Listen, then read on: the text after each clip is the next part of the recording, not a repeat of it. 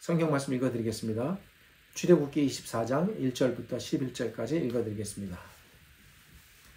또 모세에게 이르시되 너는 아론과 나답과 아비후와 이스라엘 장로 70명과 함께 여호와께로 올라와 멀리서 경배하고 너 모세만 여호와께 가까이 나오고 그들은 가까이 나오지 말며 백성은 너와 함께 올라오지 말지니라. 모세가 와서 여호와의 모든 말씀과 그의 모든 율례를 백성에게 전하매 그들이 한 소리로 응답하여 이르되 여호와께서 말씀하신 모든 것을 우리가 준행하리이다. 모세가 여호와의 모든 말씀을 기록하고 이른 아침에 일어나 산 아래에 제단을 쌓고 이스라엘 12지파대로 12기둥을 세우고 이스라엘 자손의 청년들을 보내어 여호와께 서로 번제와 화목제를 드리게 하고 모세가 피를 가지고 반은 여러 양푼에 담고 반은 제단에 뿌리고 언약서를 가져다가 백성에게 낭독하여 듣게 하시니 그들이 이르되 여호와의 모든 말씀을 우리가 준행하리이다. 모세가 그 피를 가지고 백성에게 뿌리며 이르되 이는 여호와께서 이 모든 말씀에 대하여 너희가 세우신 언약의 피니라. 모세와 아론과 나답과 아비후와 이스라엘 장로 70인이 올라가서 이스라엘의 하나님을 보니 그의 발 아래에는 청옥을 편듯하고 하늘같이 청명하더라. 하나님이 이스라엘 자손의 존귀한 자들에게 손을 대지 아니하셨고 그들은 하나님을 뵙고 먹고 마셨더라. 지난 시간에 이어 오늘 우리는 이 본문을 세 번째로 대합니다. 앞선 두 번의 시간 동안 우리는 성경이 말하는 언약의 독특한 특징이 무엇인가에 대해 살펴보았습니다. 성경이 말하는 언약의 독특한 특징에는 두 가지가 있습니다. 우리는 이것을 각각 첫 번째 시간과 두 번째 시간에 지난 시간까지 살펴보았습니다. 당시 고대의 모든 주변 나라들과 사회에서 언약은 매우 일반적인 조약의 한 형태로 존재했습니다. 그럼에도 불구하고 성경만이 갖는 유일한 언약의 특징 두 가지가 있었습니다. 그것은 첫째로 당시에는 언제나 살아있는 대상들끼리만 언약이 맺어졌으나 성경은 매우 독특하게도 장차 태어날 존재, 죽은 자들은 아닙니다. 아직 세상에 태어나지 않은 태어날 존재, 즉 세상에 태어나지 않은 존재를 언약에 포함시키고 그들도 언약 안에 들어오게 하셨다는 것입니다. 이 원리를 따라 우리가 어떻게 이 땅에 존재하기 이전부터 우리가 하나님의 언약 대상자 안에 포함되었는지를 성경을 기반으로 살펴보았습니다. 저는 이것이 신비로움, 하나님의 신비라고 말씀드렸습니다. 기독교 교리의 중요한 교리 중에 하나, 존 칼빈이 가르치고 전하는 예정론이라는 그 기독교 교리의 출발점이 이 성경의 가르침으로부터 시작됩니다. 이 예정론이라는 것은 그러므로 언약과 매우 밀접하게 연관되어 있는 가르침이라고 볼 수 있습니다. 성경이 말하는 언약의 두 번째 특징은 성경에 나타난 언약의 주도권이 철저하게 하나님께만 있다는 사실입니다. 왜 이것이 성경에만 나타나는 언약적 특징이 되는가? 이제 생각해 보겠습니다. 당시 고대 사회에서의 언약은 거의 대부분, 거의 모두라 해도 지나친 말이 아닐 것입니다.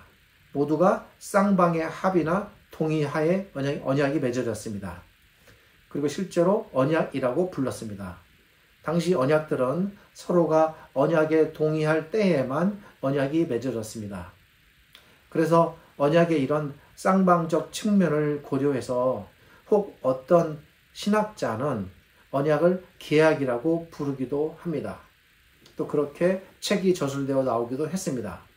그러나 계약이라는 것은 쌍방이 모두 동의해서 언약에 참여한다는 의미가 강하기에 하나님의 언약을 그런 측면에서 계약이라고 부르는 것은 맞지 않습니다. 자, 예를 들어 보겠습니다. 예를 들어 야곱이 라반에게서 도망할 때에 라반이 야곱을 추격해서 야곱을 만난 후에 서로 침탈하지 않는다는 것을 전제로 언약을 맺었다라고 성경은 기록하고 있습니다.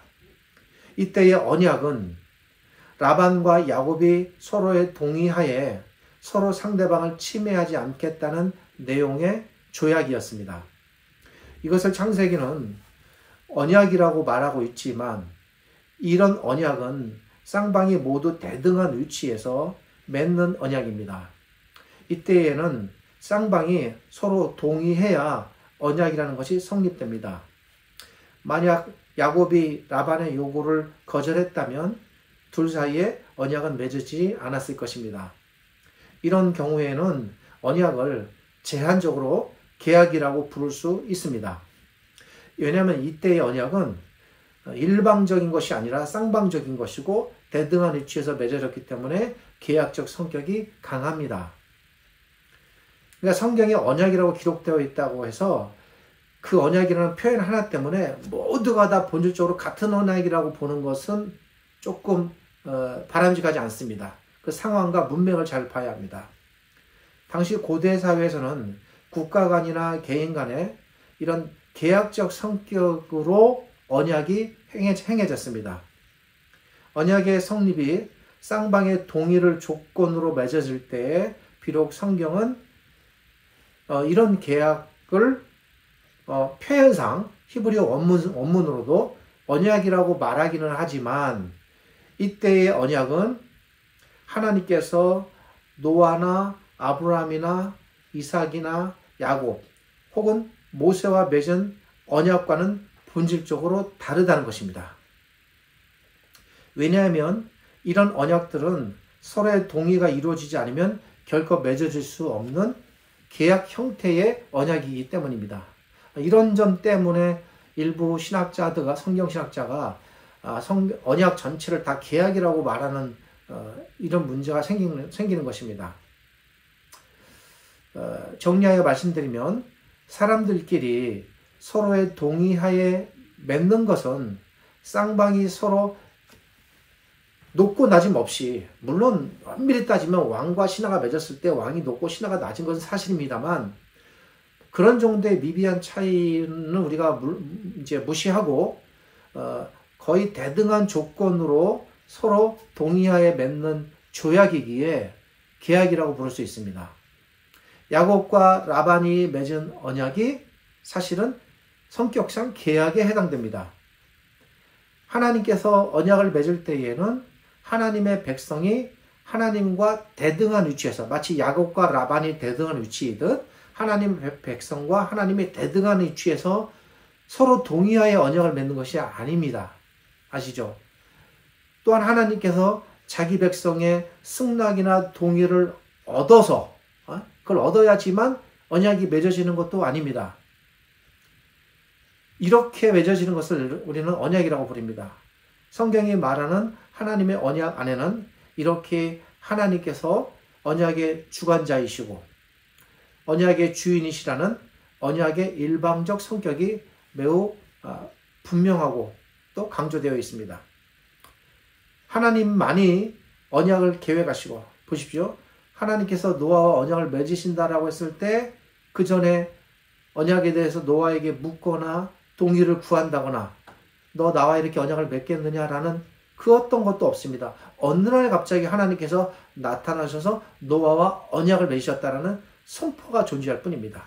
그러니까 하나님만이 언약을 계획하시고 그리고 그 언약을 맺기로 하나님께서 홀로 결정하시는 겁니다. 절대 백성의 동의를 얻지 않습니다. 그리고 하나님만이 그 언약을 유지시키시기 위해서 주도해 나가시고 또 그 언약을 지켜 나가시는 것입니다. 정리해드리면 언약의 출발, 성립, 유지가 전적으로 하나님께만 달려있는 것입니다. 언약이 바로 이런 성격을 갖고 있기 때문에 하나님께서 우리와 맺으시는 언약은, 잘 생각해 보십시오. 그것이 도리어 역으로 생각하면 우리에게 말할 수 없는 은혜가 됩니다. 왜 그런고 하니, 만약 우리가 하나님과 대등한 위치에서 언약이 맺어졌다면, 대등한 위치에서 언약이 맺어졌다는 것은 뭘 전제로 하는 것이냐면 대등한 위치에서 언약을 파기할 수도 있다는 것입니다. 그렇게 대등한 위치에서 언약이 맺어졌다면, 그러면 우리가 언약을 지키지 않거나 배신하면 언약이 파기되고, 그렇게 되면 구약의 모든 하나님의 백성을 비롯해서 현재까지의 이 땅의 모든 하나님의 백성들 가운데 단 한 사람도 하나님의 언약 안에 남아있을 사람은 없을 것입니다. 왜냐하면 사람은 본질적으로 악하고 부패한 존재이기 때문에 하나님과 맺은 언약을 사람 스스로 지켜나갈 그 어떤 능력이나 힘이 없기 때문입니다. 언약의 주도권이 하나님과 사람 양쪽에게 모두 대등하게 동등하게 주어졌다면 그런 언약은 사람이 언약을 배반하면 자동적으로 파기되는 깨지는 언약이 될 것입니다. 그러나 언약의 주도권이 철저하게 하나님께 있고 언약을 유지하는 권한도 철저하게 하나님께 있기에 하나님께서 언약을 버리시지만 않는다면 그 언약은 결국 깨지지 않는 것입니다. 사람 편에서는 아무리 언약을 깨려고 해도 깨지지 않는 언약입니다. 물론 그렇게 해서는 안 되겠습니다만 이러한 언약의 특징으로 인해서 하나님과 우리 사이에 맺어진 자기 백성 사이에 맺어진 언약이 언제나 흔들림 없이 유지되는 것입니다. 여러분 광야에서 이스라엘 백성들의 그 엄청난 배역과 정말 탈언약적인 그들의 행동에도 불구하고 어떻습니까? 언약이 깨졌습니까? 안 깨졌습니다. 시내산 언약이 맺어지고 그걸 또 강화시키기 위해서 모압 언약이 맺어지고 그 언약에 기반해서 그들이 그 엄청난 잘못을 했음에도 불구하고 언약은 유지되고 그들이 가나안 땅으로 들어가지 않습니까? 그러니까 사람 편에서 언약이 깨어지지 않는 것입니다. 언약이 철저하게 하나님의 손에 달려있기에 하나님께서 변하지 않으시는 한 하나님의 언약 또한 결코 변하지 않는다라는 것이 성경의 가르침입니다. 그래서 성경은 이런 하나님의 언약적 특징 측면을 잘 살려서 이 하나님의 언약을 이제 좀 시간이 지나서 선지자들은 거기에 조금 색채를 입혀서 다른 표현으로 이 언약을 나타내 주는데 그렇게 해서 등장하는 단어가 영원한 언약이라는 표현입니다. 언약이 하나님께만 철저하게 달려있다라는 것을 담아내는 표현입니다.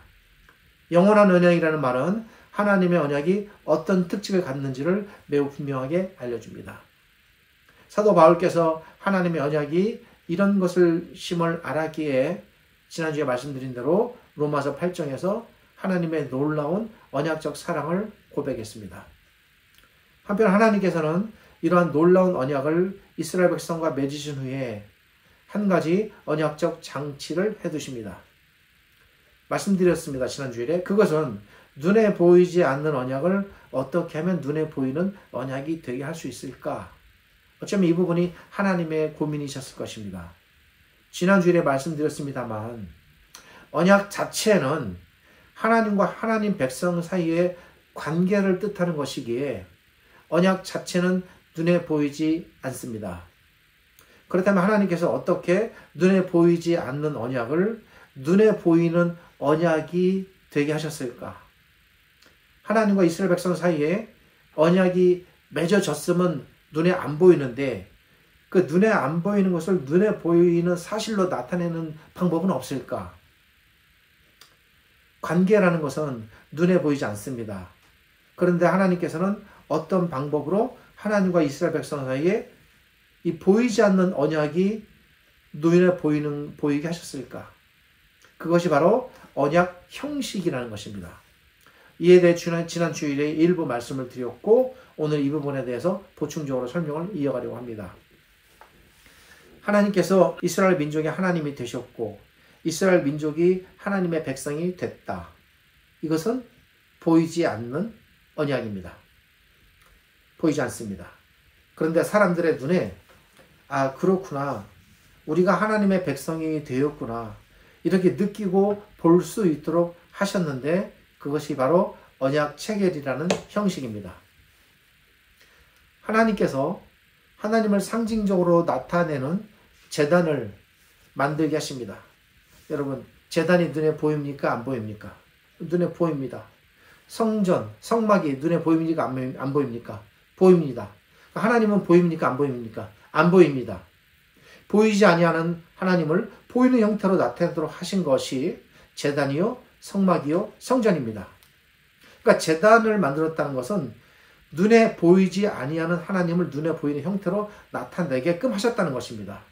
백성들이 제단을 다 보고 있고 그것은 곧 하나님을 대하고 있음을 알려줍니다. 그리고 또 이스라엘 백성 전체를 상징하기 위해서 상징적으로 12개의 돌 기둥을 세우라고 말씀하십니다. 이제 본문으로 우리가 지금 들어가는 것입니다. 이 12개의 돌 기둥도 제단과 마찬가지로 눈에 보이는 형태입니다. 그러니까 눈에 보이는 형태로 보면 하나님이 계시고 이스라엘 백성이 있습니다. 양측이 다 눈에 보이는 형태로 상징적인 형태로 존재합니다. 그리고 살아있는 소를 죽여 그 피를 내게 하십니다. 그리고 피를 양푼에 담습니다. 양푼에 담은 소의 피를 제단과 12기둥 양측 모두에 뿌리게 하십니다. 이스라엘 백성 전체가 이렇게 피가 뿌려지는 일을 모두 보고 있습니다. 제단에 뿌려지고 12기둥에 뿌려졌다라는 사실을 보면서 이스라엘 백성들은 무엇을 느꼈을까요? 아, 이 피가 하나님께도 뿌려지고 우리에게도 뿌려졌구나. 이렇게 느끼는 겁니다. 이렇게 뿌려진 후에 모세가 언약서를 읽습니다. 지금 언약이 치러지는 절차가 진행되고 있습니다. 이 언약서에 대해서 나중에 설명드립니다. 모세가 제단 앞에 서서 언약서를 읽자 백성들이 한 소리로 목소리를 냅니다. 백성들이 모두 한 목소리로 하나님과 맺어진 언약에 충성하겠다고 소리칩니다. 보여지는 것은 소의 피와 제단에 뿌려지는 그리고 12기둥에 뿌려지는 일이었지만 그것을 보고 이스라엘 백성들은 본능적으로 언약이 맺어졌구나. 뭡니까? 눈에 보이지 아니하는 언약이 눈에 보이는 형태로 지금 나타나고 있는 것입니다. 그리고 그들이 언약에 충성하겠습니다. 우리식으로 말하면 아멘 하고 소리치는 겁니다.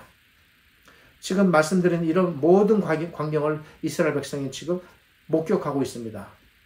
그리고 모세가 읽는 언약서를 그들이 들었습니다. 그리고 그들은 언약에 충성하겠다고 다짐하며 순종을 맹세했습니다. 어떤 순종입니까? 언약에 대한 언약적 순종입니다. 이 언약의식에 참여한 이스라엘 백성이 언약의식을 보고 언약에 충성을 다짐했음은 무엇을 의미합니까? 그것은 그들이 그동안 하나님과 맺어진 언약을 언약의식이라는 것을 통해 눈으로 보고 이렇게 우리 눈에 언약이 지금 맺어지고 있구나. 보이지 않는 것이 보이는 것입니다. 보이지 않았던 언약이 눈에 보이는 형태로 언약의식이라는 것을 통해 나타나고 있습니다. 그래서 그들이 이 하나님의 언약을 보고 언약의식에 참여하며 느끼고 외치는 것입니다. 이것이 본문의 장면입니다. 오늘까지 출애굽기 24장을 본문으로 세 번째 설교가 이어지고 있습니다. 제목은 모두 같습니다. 하나님의 언약. 그리고 1년 번호가 1번, 2번, 3번 이런 식으로 붙어 있습니다. 모두 같은 동일한 제목, 하나님의 언약입니다. 이 하나님의 언약에서 중요하게 등장하는 요소가 하나 드디어 나타납니다. 그것이 뭐냐면 바로 피라는 것입니다. 하나님의 언약에는 반드시 피가 존재해야 합니다. 하나님께서는 언약을 맺으실 때 언제나 피로써 언약을 맺으십니다. 본문도 마찬가지입니다. 하나님께서 이스라엘 백성과 언약을 맺으실 때에 피로써 언약을 맺으십니다. 본문에서 이와 연관된 내용이 6절에 소개됩니다. 6절은 모세가 피를 가지고 여러 양푼에 담고 반은 제단에 뿌리고 라고 말합니다. 내용적으로는 이 구절에 대해서 두 가지 질문이 있을 수 있습니다. 첫 번째 질문은 왜 하나님께서는 당시 언약을 맺으실 때에 피를 흘리게 하신 것일까? 이 첫 번째 질문은 특별히 창세기 15장에 나타난 아브라함 언약과 비교해도 의문이 되는 내용입니다. 당시 하나님께서는 언약을 맺을 준비를 아브라함에게 말씀하시면서 새와 동물들을 죽여 쪼개놓으라고는 말씀하셨지만 특별히 여기 창세기 15장에 피에 대한 언급은 등장하지 않습니다. 하나님께서는 당시 아브라함과 언약을 맺으실 때에 피를 준비하라, 또 피를 뿌려라 이런 말씀은 하지 않으셨습니다. 피가 등장하지 않았습니다. 그런데 이번은 다릅니다. 하나님께서는 피를 준비하라고 말씀하십니다. 비록 명령 자체에 대한 기록은 나타나지 않지만 충분히 우리가 행간으로 읽을 수 있습니다. 하나님께서 모세에게 피에 대한 준비를 말씀하셨고 모세는 이 하나님의 명령을 따라 제단과 12기둥과 더불어 소의 피를 준비한 것입니다. 왜 언약이 맺어질 때에 피가 등장해야 하는가? 피가 꼭 있어야 하는가? 우리가 성경에 나타난 언약을 이해할 때 꼭 알아두어야 할 매우 중요한 부분이 있는데 그것은 바로 언약과 피의 관계성입니다. 그리고 이 피와 연관해서 우리는 두 번째 질문을 해볼 수 있습니다. 그것은 왜 그 피가 제단과 12기둥에 뿌려졌을까라는 것입니다. 피가 제단에 뿌려지고 12기둥에 뿌려졌다는 것은 무엇을 의미할까? 성경은 이에 대해 무엇을 말하는가? 우리는 이 두 번째 질문에 대해서도 생각해 보아야 합니다. 오늘은 시간상 앞에 말씀드린 첫 번째 질문에 대해서만 생각해 보겠습니다. 다시 질문드립니다. 왜 하나님께서는 이스라엘 백성과 언약을 맺으실 때 피를 준비하게 하셨을까? 우리는 피와 연관해서 이스라엘 백성에게 일어났던 한 사건을 떠올릴 필요가 있습니다. 이스라엘 백성이 애굽에서 나오기 전, 좀 더 정확하게 말씀드리면 이스라엘 백성이 애굽에서 나올 수 있었던 결정적인 사건이 되는 한 사건이 있습니다. 그 사건에 대해 이미 수주 전 여러 차례의 설교드린 출애굽기 19장에 대한 설교를 하면서 말씀드렸습니다. 그것은 바로 어린 양의 죽음 사건이었습니다. 제가 이번 출애굽기의 설교들을 시리즈로 구상하면서 한 가지 생각했던 것이 있습니다. 그것은 출애굽기 19장을 충분히 설명한 후 그것을 바탕으로 출애굽기 24장을 설교하자는 것이었습니다. 왜냐하면 출애굽기 19장과 24장은 따로 떨어져 있는 독립적인 내용이 아니라 긴밀하게 연관되어 있는 하나의 기록물로 보아야 하기 때문입니다. 그래서 출애굽기 19장을 몇 차례 나누어 설교하고 그리고 이렇게 다시 여러 차례 이 출애굽기 24장을 대하고 있습니다.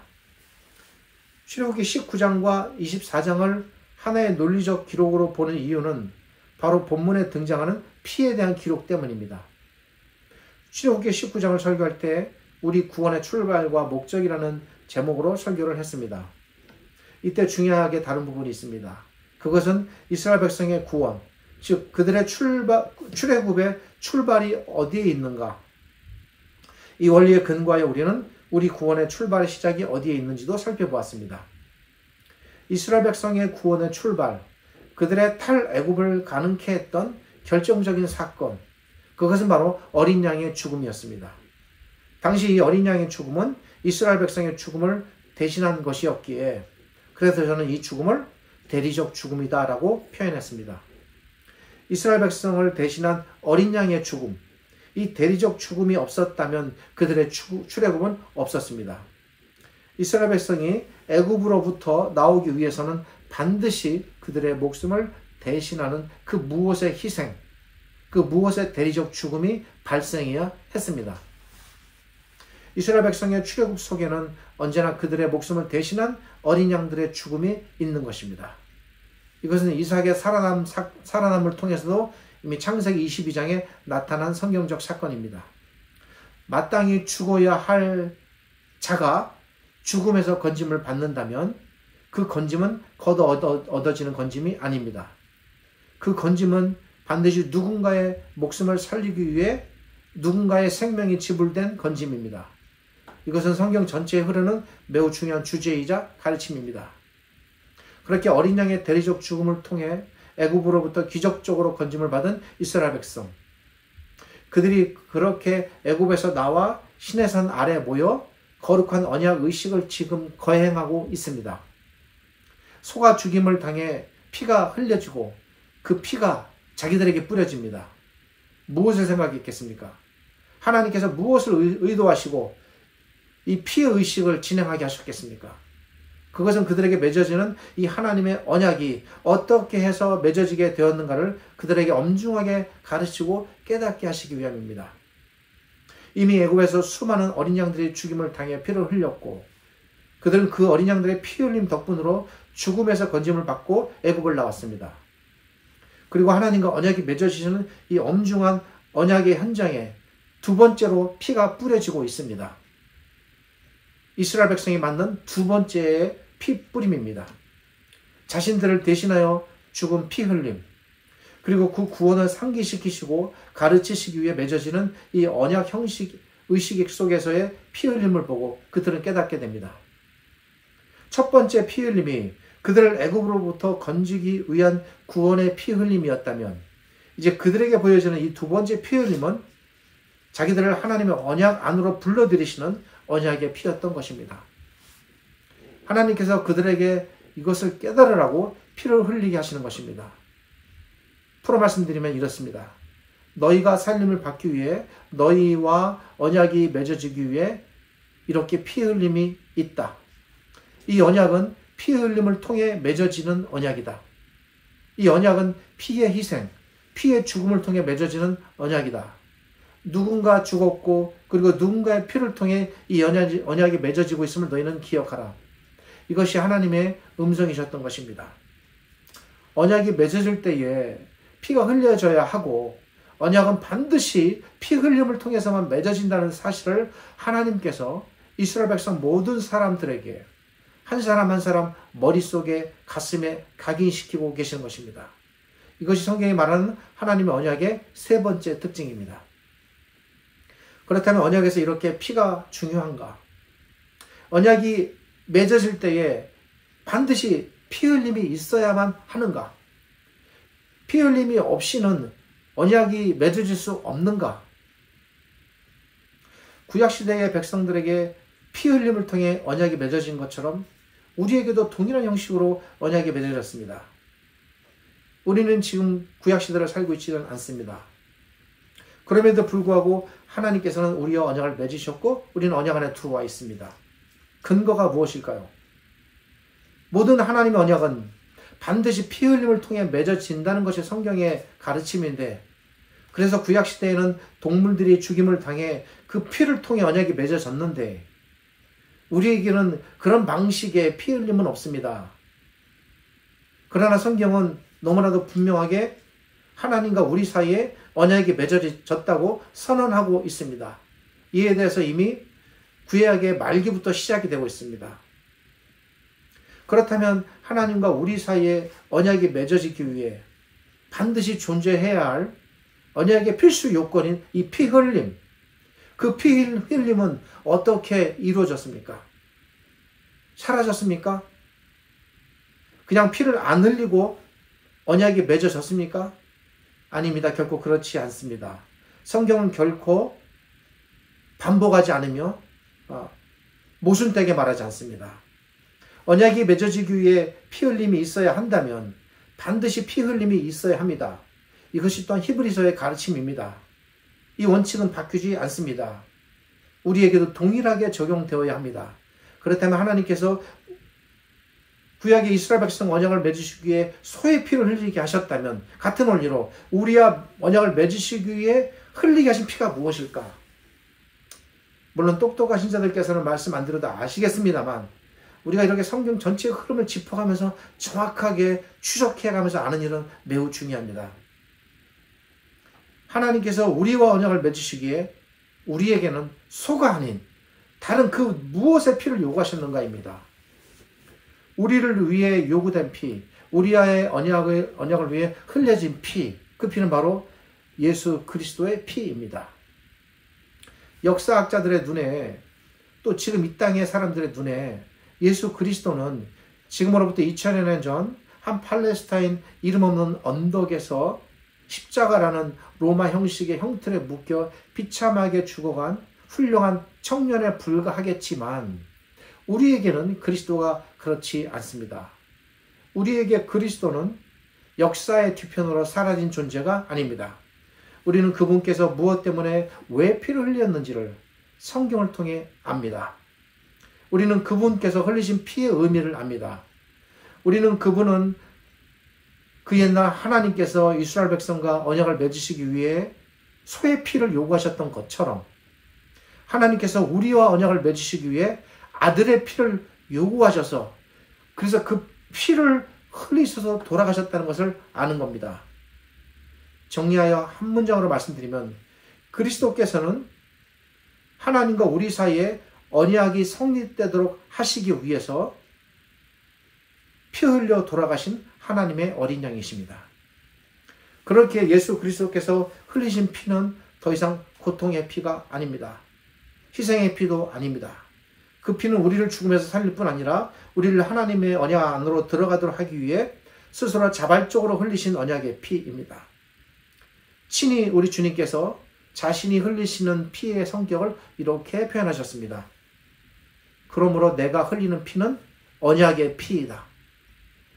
여기서 예수님께서 직접 친히 말씀으로 나의 피는 언약의 피다라고 말씀하신 이 부분을 우리가 잘 주목해 보아야 합니다. 그러므로 너희는 나의 피를 먹고 마시며 언제나 이 나의 피를 기억하라. 우리 주님께서 피 흘리시기 전날 밤 자신의 피에 대하여 무슨 피라고 말씀하셨습니까? 언약의 피라고 말씀하셨습니다. 그 옛날 소가 피를 흘려 하나님과 이스라엘 백성 사이에 언약이 맺어졌듯 예수님께서 피를 흘리셔야만 그 피를 통해 우리가 하나님의 언약 안으로 들어갈 수 있었기에 나의 피는 너희를 하나님과의 언약을 맺게 하기 위한 언약의 피다라고 말씀하시는 겁니다. 우리는 세 가지 사건을 연속적인 하나의 원리와 가르침을 통해 살펴보았습니다. 그것은 출애굽 당시에 어린 양이 피를 흘린 사건과 그리고 시내산에서 소의 피가 취해져 뿌려진 사건, 그리고 마지막으로 우리 주님의 십자가의 피 흘림이었습니다. 이 세 사건은 각각 시대가 다른 별개의 사건처럼 표면적으로 나타나지만 그 안에 흐르는 본질은 같은 것입니다. 이 세 사건을 통해 성경은 우리에게 분명히 가르칩니다. 언약은, 하나님과 우리 사이에 맺어진 언약은 반드시 피 흘림을 통해서만 맺어진다. 그런데 구약의 언약들 속에는 동물들이 죽임을 당했습니다. 그런데 하나님께서 우리와 맺으신 언약에는 그리스도의 피가 흘림을 받았습니다. 구약의 동물들의 피 흘림은 장차 흘리실 예수 그리스도의 피 흘림을 미리 보여주고 나타내기 위한 구약의 피 흘림이었습니다. 그러기에 예수 그리스도께서 피를 흘리심으로 구약의 피 흘림이 장차 나타날 그리스도의 피 흘림을 보여주는 것이니까 여러분 여기서 이제 잘 생각하셔야 됩니다. 그리스도께서 피를 흘리심으로 더 이상 피 흘릴 일은 존재하지 않는다는 것입니다. 만약에 그리스도의 피 흘림 그 이후에 그 이상으로 그 무엇을 가르치거나 요구한다면 그것은 전부 다 이단이고 잘못된 가르침입니다. 모든 구약의 피 흘림은 그리스도의 피 흘림으로 완성되었습니다. 더 이상의 피 흘림은 존재하지 않습니다. 예수 그리스도의 피 흘림으로 하나님과 우리 사이에 맺어진 언약이 이제는 결코 흔들리지 않는 영원한 언약으로 맺어진 것입니다. 그래서 성경은 이 언약을 구약 시대에 맺어졌던 옛 언약들과 구별하여 부르기 위해서 제가 영원한 언약이라는 표현을 썼습니다만 그보다 조금 더 다른 것을 색채를 입혀 표현하는데 그것이 바로 새 언약이라는 말입니다. 이 새 언약이 그래서 등장합니다. 하나님과 우리 사이에 맺어진 언약, 그것은 이제 그리스도의 피를 중개로 하기에 옛 동물의 피를 중개로 하는 것이 아니기에 영원히 변치 않는 것이고 이제 완성된 언약이기에 다른 말로 새 언약입니다. 우리는 새 언약의 백성입니다. 그렇다면 이렇게 새 언약의 백성이 된 우리들은 어찌 살아야 할까? 조금 더 실천적인 문제를 다음 주일에 살펴보려고 합니다. 오늘 설교 전체를 이제 한 줄로 이렇게 정리할 수 있겠습니다. 우리 주님이신 예수 그리스도께서 친히 양과 소와 같이 우리를 위해 언약의 피를 흘리셨습니다. 그러므로 우리는 결코 우리의 어린 양이신 그리스도의 거룩한 피 흘림을 헛되게 하지 맙시다. 기도하겠습니다. 하나님 감사합니다. 오늘 말씀을 통해서 하나님과 우리 사이에 맺어진 언약에 대해 살펴보았습니다. 장차 나타날 영원하고도 새로운 언약을 보여주시기 위해서 구약시대에 친히 자기 백성과 언약을 맺으셨고 구약시대에 피 흘림을 통해 언약을 맺게 하신 것처럼 아들이신 그리스도의 피를 통해 우리의 언약을 맺어졌음을 살펴보고 배웠습니다.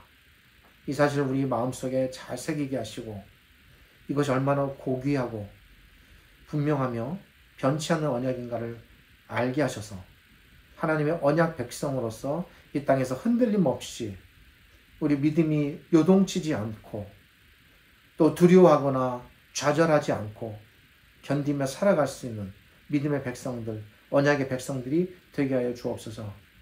지금은 우리 주님 예수 그리스도의 은혜와 저희를 지극히 사랑하시는 아버지 하나님의 크신 사랑과 오늘 이 말씀으로 언약을 배우게 하시고 깨닫게 하셔서 언약 백성으로 흔들림 없이 살아가도록 이끄시는 성령 하나님의 함께 하심이 하나님의 새 언약 백성인 우리 모두에게 하나님의 은혜가 언제나 가득하고 넘쳐나시기를 우리 주님 예수 그리스도의 이름으로 축복하며 기도드립니다.